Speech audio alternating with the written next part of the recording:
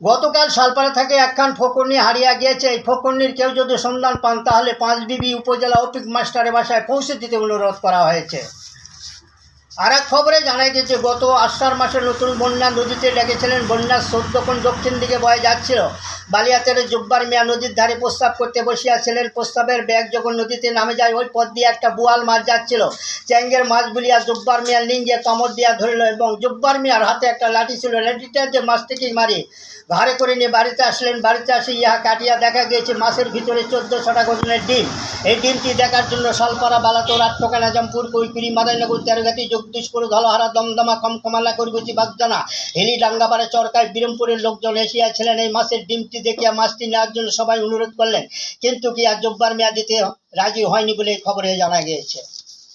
হিলি থেকে সংবাদদাতা জানিয়েছে, হিলি থেকে বরন্দ আসবার পথে হঠাৎ বাগদানার মাঝামাঝি বরন্দর সাথে একটা পিঁপড়ার অ্যাক্সিডেন্ট হয়। তবে পিঁপড়াটার কোনো ক্ষয়ক্ষতি হয়নি বলে জানা গিয়েছে। তবে বরন্দটা ভেঙে চূর্ণ বিচ্ছিন্ন হইয়া যায়। বরন্দর যাত্রীগুলো কতগুলো আহত, কতগুলো নেহত। আহত গুলানকে মাটির তলে পুঁতে রাখা হয়েছে, আর নেহত গুলানকে ময়পুর হসপিটালে ভর্তি করে দেওয়া হয়েছে বলে সংবাদদাতা জানিয়েছে। ঢাকা থেকে সংবাদদাতা জানিয়েছে, বুড়িগঙ্গা নদীর নাকি স্রোত বন্ধ হয়েছে। ইহা বিলাত থেকে ডাক্তাররা নিয়ে পরীক্ষা করে দেখা গেছে বুড়িগঙ্গার তরে একখান দুবলার ঘাস পড়িয়া এই বুড়িগঙ্গা নদীর স্রোত বন্ধ হয়।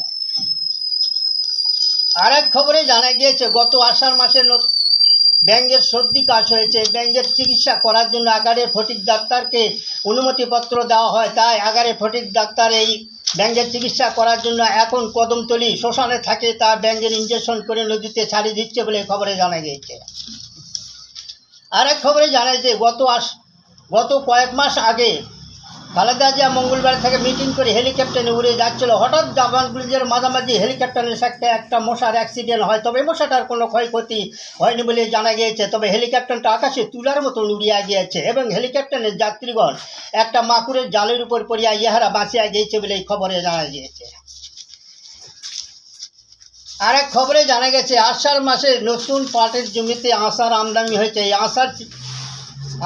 আষাঢ় পাটের চিকিৎসা করার জন্য, পাটকে খাওয়ার জন্য, একে ধরার জন্য এবং বাংলাদেশ সরকারের নিকট লিখিত পত্র দেওয়া হয়। কিন্তু বাংলাদেশ সরকার ঘোষণা করেছে, যে ব্যক্তি একটি করে আশা ধরে দিতে পারে তাকে 1 টাকা করে পুরস্কার দেওয়া হবে।